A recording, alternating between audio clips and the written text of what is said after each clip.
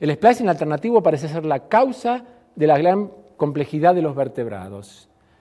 Este gusanito microscópico llamado Caenorhabditis elegans, se los voy a pasar de vuelta nadando para que lo vean. Es un invertebrado microscópico de 1 milímetro de largo, está filmado con un microscopio. Y está formado por 1000 células. Esto es interesante porque se sabe exactamente a partir del cigoto qué destino tiene cada una de las 996 células que tiene el gusano. Hay una cartografía, vos que hablabas de cartografía, una cartografía precisa de cada mitosis y cada destino final. Si da gónada, si da aparato digestivo, está cartografiado casi matemáticamente el desarrollo embrionario de este gusano. Cada célula de este gusano tiene 19.000 genes. No parece ser muy distinto de nosotros en ese sentido. Sapiens sapiens, que es un vertebrado macroscópico, de casi 2 metros de largo, y está formado no por 1000 células, sino por 10 a la 13 células. 10 a la 13 son 10 billones hispanohablantes, ¿no? 10 a la 9 es... No, 10 a la 9 sería billón en inglés. 1000 millones. Claro, 10 a la 13 son 10 por 10 a la 12, y 10 a la 12 es un billón argentino. Es un billón argentino. O sea, son 10 billones argentinos de células, y cada célula tiene 23.000 genes. Entonces, hablando de antropocéntricos, aunque no querramos ser antropocéntricos, no hay duda que un humano es más complejo que ese miserable gusanito. Sin embargo, nosotros tenemos un número de genes no mucho mayor que el gusano. O sea que no somos más complejos porque tengamos más genes, sino que somos más complejos porque con sus 19.000 genes, el gusano puede hacer unas 25.000 proteínas distintas. Mientras que como el splicing alternativo es más frecuente en nosotros, el gusano tiene splicing alternativo, pero el número de genes que tiene splicing alternativo es menor que el nuestro. Por lo tanto, nosotros, como tenemos más genes con splicing alternativo, podemos hacer cerca de 100.000 proteínas, lo cual nos aumenta las interacciones, aumenta la complejidad, la diferenciación. Entonces, lo que ocurre es que nuestros genes pueden generar muchas más proteínas que los del gusano. Entonces, esto resume lo que yo contaba hace un ratito. Ya no importa solamente qué gen está encendido o está apagado, sino saber de aquellos que están encendidos qué variantes y en qué proporción se producen las distintas proteínas que es capaz de producir cada gen. ¿Este concepto se entiende? Bueno, eso es lo que estudiamos en el laboratorio desde hace 20 años. Bueno, en realidad, cuando yo hice el postdoctorado en Inglaterra, descubrimos el splicing alternativo en un gen que era el 10º caso, bueno, era uno de los primeros casos de genes de núcleo de un humano, pero ya había otros casos descritos en virus y alguno otro en otro tejido humano.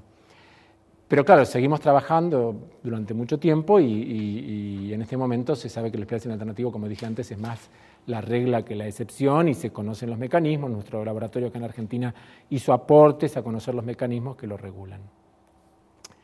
Hablando de genes, una de las preguntas que siempre la gente se hace es si existen las razas humanas. Bueno, el concepto de raza como tal es un concepto social y económico y prueba de ello es estas 7 casillas raciales usadas por las oficinas de censo de Estados Unidos, que ustedes verán que son bastante inconsistentes y que responden a otros intereses y no responden a una base biológica, porque, por ejemplo, la categoría blanco es muy vaga. Más vaga es la categoría hispano o latino, que es la que uno, cuando viaja a Estados Unidos, yo que vengo de un apellido de origen judío ucraniano, no sé si tildar o no tildar eso, porque yo soy sudamericano, soy 4ª generación en la Argentina, no hablo alemán, no hablo yiddish, no hablo ruso, no tengo ni idea de dónde vivían mis ancestros.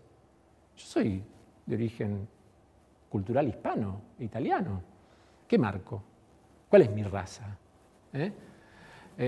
Ni que hablar de hawaiano o de otra isla del Pacífico, ¿no? Porque eso es un atentado a la inteligencia, ¿no? La isla de Pascua es otra isla del Pacífico y está llena de chilenos de origen indoamericano, hispano o latino.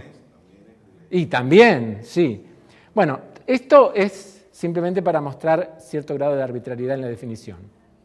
Pero a nivel biológico, para entender si existen razas o no razas en los humanos, lo que tenemos que ver son las variantes o alelos que existe de cada gen que hemos heredado. O sea, un gen es una categoría que puede tener distintas variantes en la población y que en cada individuo va a tener 2 de esas variantes, ¿no? Esto está ejemplificado aquí con un ejemplo de 5 variantes alélicas A, B, C, D y E para un dado gen que está en este locus y todas las combinaciones posibles. Un individuo que en todas sus células tenga AA, otro BB, otro CC, otro DD, otro AC, otro AE, otro BC. Marta tiene BE.